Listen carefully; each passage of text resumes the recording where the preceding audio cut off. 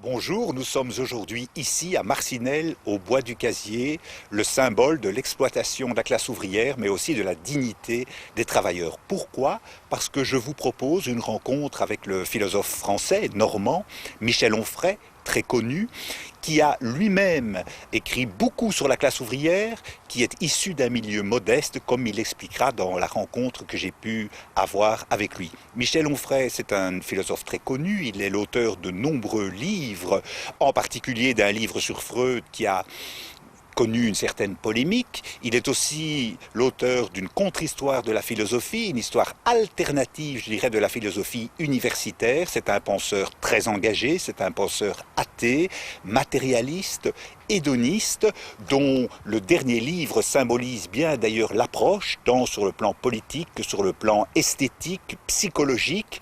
C'est quelqu'un d'assez passionnant, un grand écrivain, et je vous propose maintenant de passer un moment en sa compagnie.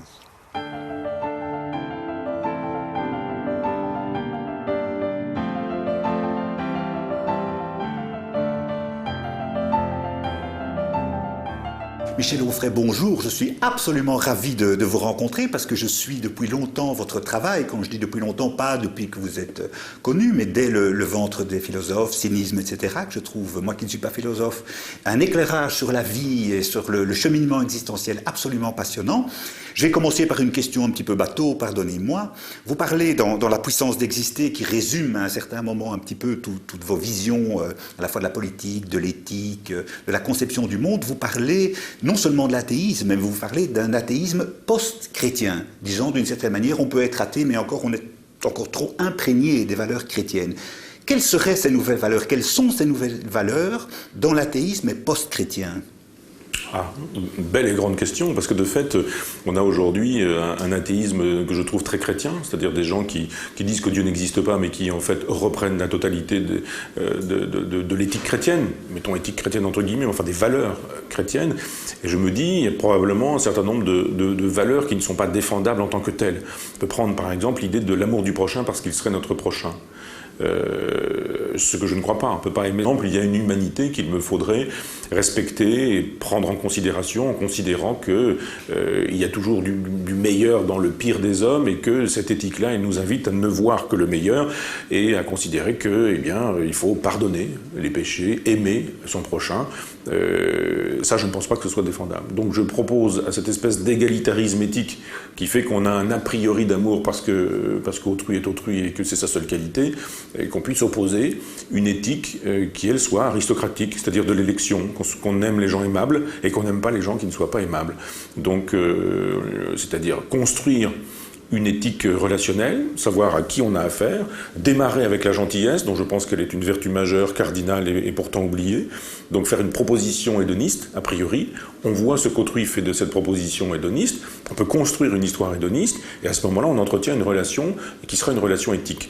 Et puis si ça ne marche pas, parce qu'on a des délinquants relationnels, parce qu'on a des méchants, parce qu'on a des agressifs, parce qu'on a des gens qui s'engagent sur une chose et qui dans la seconde se désengagent et se trouvent libérés de la promesse qu'ils avaient faite, et à ce moment-là, on fait quoi avec ces gens-là? Donc je ne suis pas pour autant pour leur mettre une gifle, il ne s'agit pas de considérer qu'on devrait être dans la violence, mais je suis pour ce que j'appelle l'éviction, c'est-à-dire l'élection ou l'éviction. L'élection, c'est effectivement, on entretient une relation éthique. L'éviction, c'est de considérer qu'une relation éthique n'est pas possible ou n'est pas pensable avec des gens qui n'ont pas le sens de l'éthique, et donc passer son chemin, les tenir à distance, les mettre à distance, parce qu'ils sont toxiques, nocifs, etc. Donc c'est pas une invitation à détester son prochain, c'est une invitation à l'écarter. Voilà. Bon, on pourrait prendre plein d'autres exemples. Il y a matière à un gros livre sur ce que pourraient être des valeurs post-chrétiennes. En voilà une, par exemple, pour la relation autrui. Relation à soi-même, la question de l'hédonisme. Je ne pense pas, par exemple, qu'il soit bon de donner raison à saint Paul sur la question de la chasteté, sur la question du célibat, sur la question de la détestation de son propre corps, sur l'idée que la sexualité ne serait pas une bonne chose a priori, enfin tout ce qu'on voit chez Paul, enfin les épîtres aux Romains, aux Corinthiens, aux Thessaloniciens, les actes des apôtres.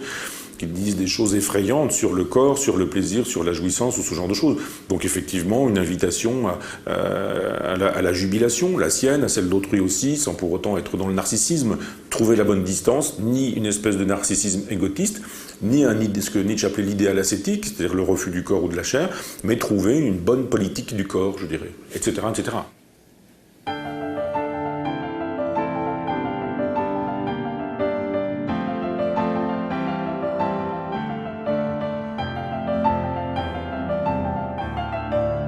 Aujourd'hui, je pense qu'on vit une époque historique.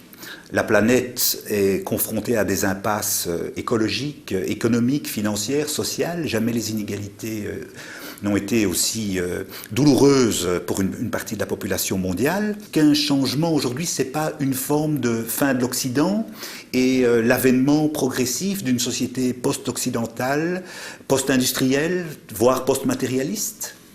Moi, je crois que l'Europe est morte depuis bien longtemps et que c'est parce que l'Europe est morte qu'on a voulu la faire.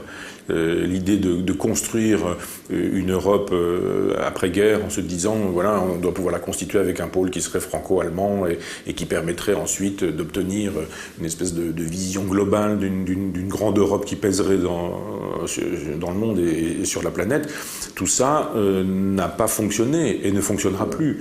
Je pense qu'une civilisation se constitue à partir d'une religion. Et que l'Europe, elle a une date de naissance, c'est l'arrivée de Constantin au pouvoir, c'est-à-dire au début du IVe siècle, et qu'elle a un début de déclin, je veux dire, ou un sommet. Le sommet, c'est le XIIe siècle, ce sont les cathédrales, c'est saint Thomas d'Aquin, c'est la scolastique, là, c'est le grand moment fort, les croisades, quoi qu'on en pense, c'est-à-dire, c'est le grand moment fort du christianisme. Et puis, après, on a la Renaissance, c'est-à-dire, on commence à faire reculer un petit peu la religion, la Révolution française, la déchristianisation, enfin, une espèce de descente, qui fait que, de fait, le christianisme aujourd'hui, il imprègne encore notre civilisation et notre culture, mais notre culture est décadente.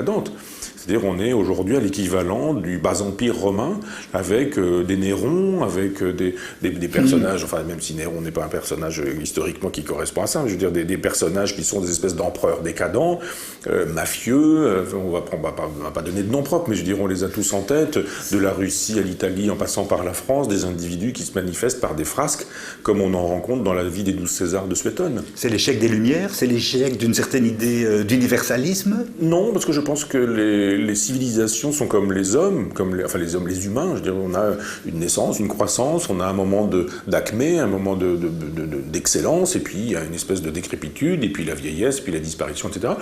Et les civilisations fonctionnent comme ça. Donc il y a eu Sumer, Assur, Babylone, l'Égypte, il y a eu la Grèce, Rome, et puis l'Europe. Et on pourra dire de l'Europe, date de naissance, date de décès, et puis on s'entend sur les dates, comme on veut. Moi, je dis voilà l'arrivée de Constantin au pouvoir, et puis peut-être qu'on peut imaginer que la fin de l'Europe, c'est peut-être la guerre 14-18. On peut imaginer que la guerre 14-18, par la boucherie que ça a pu être, une boucherie... c'est déjà la fin de l'Europe. Oui, pour moi... Plutôt que le mur de Berlin, la chute du mur de Berlin. Ah non, ça, après, tout vient après. Je pense que le XXe siècle ne s'explique qu'à partir de la guerre 14-18.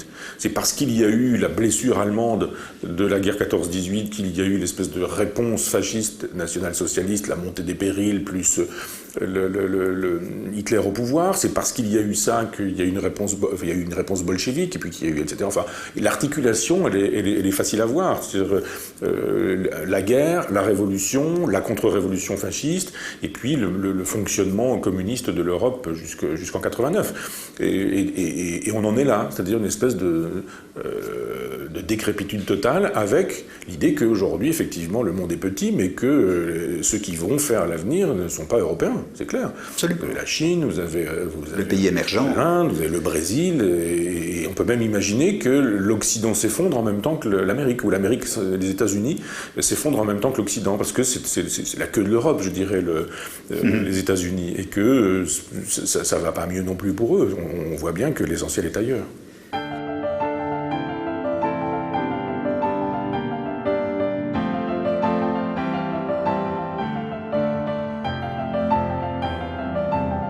Vous avez écrit il y a quelques années un très beau livre, Politique du rebelle. Se rebeller pour vous résister aujourd'hui, est-ce que c'est contre, comme le disent certains, l'anthropologie capitaliste qui irrigue les âmes comme les corps, qui assigne l'homme à une fonction exclusive de producteur-consommateur? Est-ce que ça, c'est un des combats aujourd'hui importants? Oui. C'est le combat, me semble-t-il. Politiquement, c'est le combat antilibéral. Le libéralisme, c'est le marché qui fait la loi. Entendons-nous sur une définition extrêmement simple. Le capitalisme, c'est un mode de production privé des biens. Et quelque chose à quoi on ne peut pas échapper, me semble-t-il. Le capitalisme, il existe depuis qu'il y a des coquillages précieux dans les grottes préhistoriques et que, effectivement, un beau coquillage est supérieur à un coquillage qui n'est pas joli. Donc c'est la valeur, c'est la rareté, c'est la richesse. Donc il y a une modalité préhistorique du capitalisme. Il y a une modalité bolchevique du capitalisme avec la révolution russe. Il y a aujourd'hui une modalité écologiste. On sait bien qu'il y a un capitalisme vert et que donc je ne pense pas qu'on puisse échapper au capitalisme. Je pense simplement que c'est l'épithète qui est à mettre en perspective. Le capitalisme ceci ou le capitalisme cela. Et que le capitalisme libéral, voilà l'ennemi. Pour l'aspect libéral, c'est-à-dire pour l'aspect le marché fait la loi. Donc le marché fait la loi dans les hôpitaux, dans les écoles, dans les casernes, dans les maisons d'édition, dans la culture, etc. Et alors là, effectivement, on se dit ça ne va pas.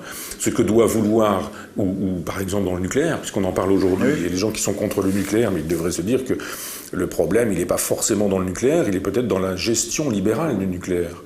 C'est-à-dire que si une centrale nucléaire, elle est remise entre les mains de privés, on sait très bien qu'on va essayer d'avoir un minimum d'investissement pour un maximum de rentabilité.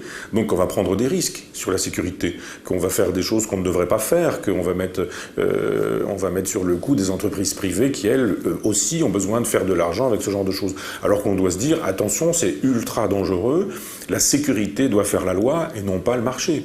Et à ce moment-là, on doit nationaliser tout ce qui est énergie nucléaire et puis considérer que la sécurité, elle doit être majeure dans une centrale nucléaire. Dans un hôpital, c'est la même chose. Quand on se voit aujourd'hui que celui qui fait la loi dans un hôpital, c'est le comptable, et qu'il nous fait savoir que, eh bien, on fait pas ce type d'opération parce que ça coûte cher, parce que c'est pas rentable, parce qu'il y a une mortalité importante et que on veut pas avoir des chiffres de mortalité et qu'on se dit, on les met dans un autre endroit, on se débrouille pour ne pas les opérer, on ferme des services ou ce genre de choses. C'est la santé publique qui doit faire la loi dans un hôpital, etc., etc. Donc je pense que la résistance aujourd'hui, elle doit se faire au libéralisme et au marché qui fait la loi partout.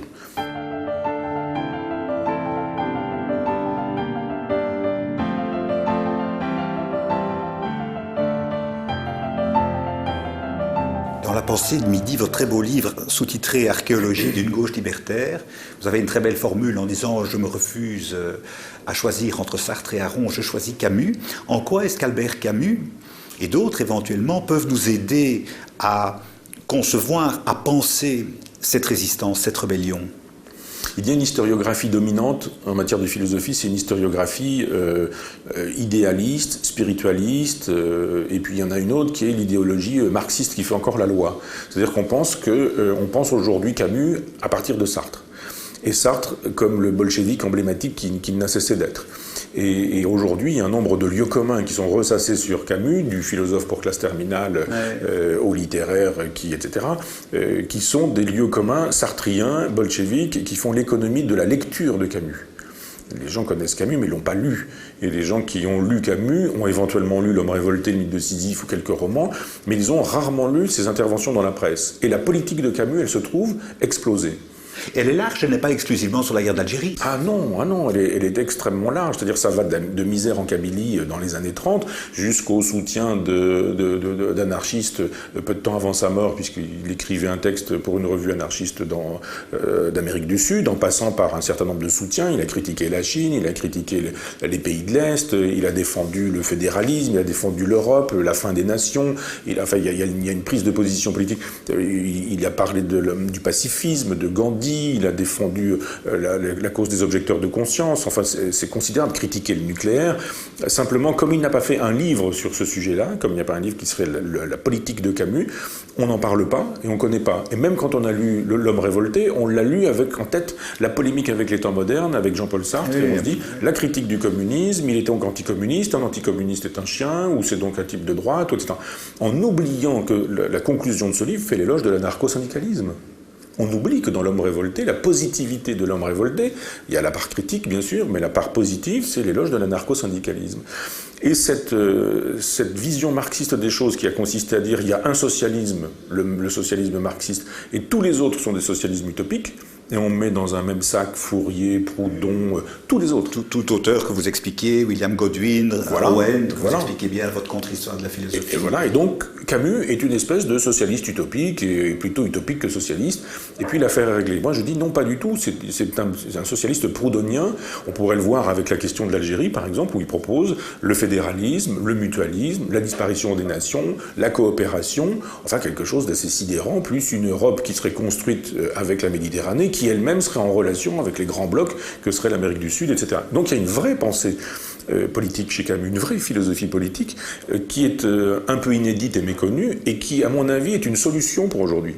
Je pense que les gens qui disent on a essayé le communisme, on a le libéralisme et rien de tout ça nous va, j'ai envie de leur dire essayez un socialisme libertaire et vous verrez que parfois on peut faire la révolution sans prendre le pouvoir, qu'il y a la possibilité aujourd'hui de résister, de se rebeller, de faire tomber des choses sans qu'on ait pu croire qu'un jour elles puissent tomber. Regardez la Tunisie, l'Égypte, etc. Qui aurait pu dire que et cette invitation libertaire à dire au peuple ne consentez plus à la domination sur laquelle, qui est la vôtre, et puis quand vous serez, la belle phrase de la Boétie, soyez résolus de ne plus servir et vous voilà libre, et quand vous serez convaincu que le pouvoir n'existe que parce que vous y consentez, n'y consentez plus, vous verrez, il n'y aura plus de pouvoir, eh bien on voit que ça marche.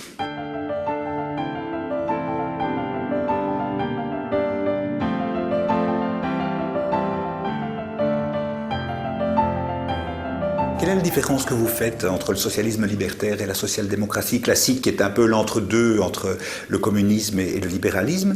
Et une deuxième sous-question, il y a, sans être caricatural, il y a quand même une fracture assez forte mise en avant entre les élites mondialisées, ici à Bruxelles, de la Commission européenne jusqu'au patron des grandes multinationales, et le peuple que considère souvent de manière un petit peu vulgaire. On peut être populaire sans être populiste, on peut être démocrate sans être démagogue. Ah oui, absolument. Alors, votre première question est une très belle question, qui plus est sur Camus, puisque c'est vraiment l'espèce de lieu commun sur Camus aujourd'hui. Quand vous prenez la biographie de Lautmann et quand vous prenez la biographie de Todd, qui se contente souvent de la reprendre avec l'idéologie dominante, c'est Camus social-démocrate. On oublie simplement qu'il y a chez lui une éthique de conviction et une éthique de responsabilité. L'éthique de conviction, elle est libertaire. L'éthique de responsabilité, elle est très concrète. C'est on vote pour qui ? Est-ce qu'on vote d'abord ? Et la réponse est oui, bien sûr. Camus dit c'est ridicule de refuser de voter parce qu'on serait anarchiste. Évidemment, c'est pas parfait d'avoir celui-ci plutôt que celui-là, mais c'est sûrement mieux d'avoir celui-ci plutôt que celui-là. Donc on vote, donc on s'engage. Donc effectivement, sur la question de l'Algérie, il a fait l'éloge de Mendès France en disant qu'il voterait Mendès France. Et ça suffit pour qu'on puisse dire il est un social-démocrate. Un social-démocrate est quelqu'un qui dit que le capitalisme est indépassable, que sa formule libérale est nécessaire et que finalement le réformisme suffira bien. Alors après, on pourrait dire, mais c'est dans la dose de réformisme qu'on voit la différence entre le social-libéral, enfin le socio-libéral ou le socio-démocrate, et puis le libertaire. Vous avez des espèces de petites réformettes qui donnent l'impression qu'on va changer les choses. Le Parti socialiste en France qui dit, avec nous, ça va être la révolution, on va faire à peu près la même chose quand même, parce qu'on voit bien que sur la question des retraites, la gauche aurait fait la même chose que Sarkozy, et laisse Sarkozy faire, parce que c'est bien mieux quand c'est la droite qui le fait plutôt qu'elle-même. Donc on voit bien que le réformisme, il est extrêmement modeste et qu'il est le cache-sexe en fait de la gestion capitaliste du moment, alors que le libertaire est quelqu'un qui veut des réformes pour le coup radicales. Et des réformes radicales, ce sont des révolutions. Donc considérer que sur des points majeurs, par exemple la représentativité, ce qui me permet de passer à la deuxième partie de votre question, populaire, populiste, démagogue et démocrate, on voit bien aujourd'hui effectivement qu'il y a une vraie rupture entre les élites et le peuple, et vous me pardonnerez de prendre un exemple français, mais quand les Français ont voté contre le traité constitutionnel européen, ils ont dit non. Mais le traité de Lisbonne est en vigueur. Voilà. Qu'a fait le chef de l'État ? Il a dit il aurait fallu voter oui. Vous n'avez pas voté oui, eh bien nous allons rassembler le Sénat et l'Assemblée nationale. Eux vont voter, on sait très bien qu'ils voteront pour, puisque justement ils sont les représentants de l'élite nationale, et ils ont voté oui, et alors le peuple a dit non, mais on a dit on va punir le peuple d'avoir dit non en disant à ses prétendus représentants qu'il faut dire oui, et l'affaire s'est trouvée réglée, c'est-à-dire qu'on a méprisé totalement le peuple dans cette aventure. Celui qui s'en viendrait dire mais on a méprisé le peuple dans cette aventure, il s'entend dire quoi par les élites ? Qu'il est populiste, qu'il est démagogue. Et moi, je pense qu'il est très honorable d'être le tribun de la plèbe. Moi, le tribun de la plèbe, il a plutôt ma sympathie. Et je trouve que la plèbe, elle n'est pas détestable. Simplement, aujourd'hui, le peuple, il n'existe pas. On fait l'économie du peuple. Pourquoi est-ce qu'aux avant-dernières présidentielles, Le Pen est présent au deuxième tour? Le Parti communiste fait 2% au premier tour. Le Pen se retrouve sans un seul député à l'Assemblée nationale, 0 député alors qu'il fait 30% au deuxième tour, et que le Parti communiste qui fait 2% a 20 députés. Oui. Qu'est-ce qui se passe? On se dit, mais... Alors, il ne s'agit pas de défendre Le Pen, mais en Belgique, ce ne serait pas possible, parce qu'il y a un système proportionnel. Voilà. La proportionnelle méprise moins le peuple qu'une espèce de bipartisme qui fait qu'au bout du compte, le bipartisme, ça va être une droite libérale ou une gauche libérale. Et que quiconque n'est pas libéral n'a pas la possibilité aujourd'hui d'accès au levier de commande. Ce qui fait effectivement qu'il y a une espèce d'énervement du peuple qui dit mais on nous demande ce qu'on veut et on dit ce qu'on veut puis on dit après on va rien faire de ce que vous voulez, on va demander aux élites de corriger votre vote. Et il y a un énervement qui se trahit d'une part par l'abstentionnisme, du genre on ne croit plus à ça, quoi, ou après par l'investissement dans le protestataire. Et effectivement, quand on a un protestataire comme Marine Le Pen qui, elle, subvertit totalement le discours de son père et qui se met à défendre l'État, les fonctionnaires, la laïcité, qui défend les retraites, qui défend l'école. Et alors là, on se dit, mais c'est un discours que la gauche aurait dû défendre et ne défend plus depuis très longtemps. La nation. C'est-à-dire la nation, quand on dit la nation aujourd'hui, on est fasciste, c'est Le Pen, c'est Pétain, c'est Vichy, c'est tout ça. On a juste envie de dire, mais attendez, c'est Jaurès qui disait que la nation était le seul bien d'un peuple qui n'avait rien à lui ou rien pour lui. C'était la seule propriété d'un peuple qui était démuni de tout. Est-ce que Jaurès aurait voté Marine Le Pen? Qu'est-ce que ça veut dire? Donc je pense aujourd'hui que le mépris du peuple, moi j'en viens du peuple.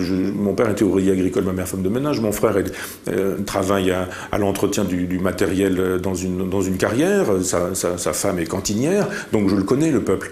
Je sais les difficultés qu'il a à vivre, je sais qu'il ne peut pas aller au cinéma, aller au restaurant, emmener ses enfants en vacances, parce que c'est pas possible, parce qu'ils travaillent beaucoup quand ils ont du travail, quand ils ont en plus de ça d'avoir de la chance de travailler, beaucoup, ils sont mal payés et ils se disent mais nos représentants ne nous représentent pas. On n'a personne pour parler à notre place, pour dire on a le souci des pauvres, des miséreux. On dit ouais, enfin bon, on a toujours le souci des sans-papiers, des immigrés, c'est bien, il y a toujours des artistes, des comiques, des acteurs qui défendent les cas des sans-papiers, etc. Mais le prolétariat, il existe encore, le prolétariat, quoi qu'on dise. On dit oui, mais ça c'est le sous-prolétariat. Mais bien sûr qu'il faut aussi défendre le sous-prolétariat et qu'il n'est pas question d'oublier les sans-papiers, les immigrés. Évidemment qu'il ne faut pas oublier cette partie-là du prolétariat. Mais l'autre partie du prolétariat, plus personne ne parle d'elle. On dit mais non, elle n'existe plus, cette classe sociale. Il n'y a plus de prolétariat. C'est pas vrai, il n'y a plus d'usines. Mais c'est pas parce qu'il n'y a plus d'usines qu'il n'y a plus de prolétariat. Tous ces jeunes qui sont surdiplômés, qui s'en vont faire des stages dans des endroits où on ne les paie pas, où éventuellement ils sont obligés de payer pour faire des stages, ils font partie du prolétariat. On n'en parle jamais de cela. Il y a les ouvriers qui sont en fin de droit, qui sont obligés. Moi, je travaille avec un ami dans un jardin de réinsertion sociale. On les voit arriver, ces gens-là, qui sont à 2 ans, 3 ans de la retraite, et d'un seul coup, plus rien, plus d'argent, terminé, fini. Qui parle de ce peuple-là, de ce prolétariat-là dans la classe politique aujourd'hui? Personne, parce qu'ils savent bien en plus de ça que ce ne sont pas des électeurs. Les jeunes, ils en ont marre de la politique politicienne. On voit l'abstention d'ailleurs aux élections. Voilà, ces gens qu'on voit au jardin, là, régulièrement, dans le jardin de réinsertion, sont des gens qui ne vont pas voter. Ils disent, mais voter pour qui ou pourquoi? Tout le monde s'en fout de nous, personne ne parle de nous, personne ne nous représente. Et vous avez une Marine Le Pen qui arrive et qui disait de la pauvreté, la misère, la souffrance quotidienne, le pouvoir d'achat des gens aujourd'hui. Et d'un seul coup, on se dit, elle a raison.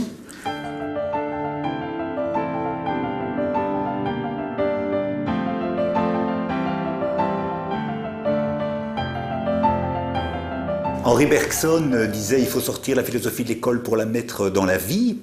Lire aujourd'hui Lucrèce, Spinoza, Nietzsche et Michel Onfray, à quoi ça sert fondamentalement pour mieux vivre? Justement, à mieux vivre. C'est-à-dire que vous avez des propositions existentielles, c'est-à-dire comment vivre autrement, mourir différemment, souffrir, aborder le monde, la question de l'être ou de l'avoir, est-ce que les honneurs, les richesses, le pouvoir c'est important, ou est-ce que la construction de soi, la construction de son individualité comme quelque chose de droit, de rectiligne, c'est pas plus important, où sont le bien et le mal, quelles sont les valeurs sur lesquelles on peut s'appuyer aujourd'hui, qu'est-ce que l'amitié, qu'est-ce que l'amour, c'est quoi un couple, la sexualité, comment ça se pratique, etc. etc. Toutes ces questions existentielles concrètes, elles se trouvent chez des philosophes existentiels et concrets.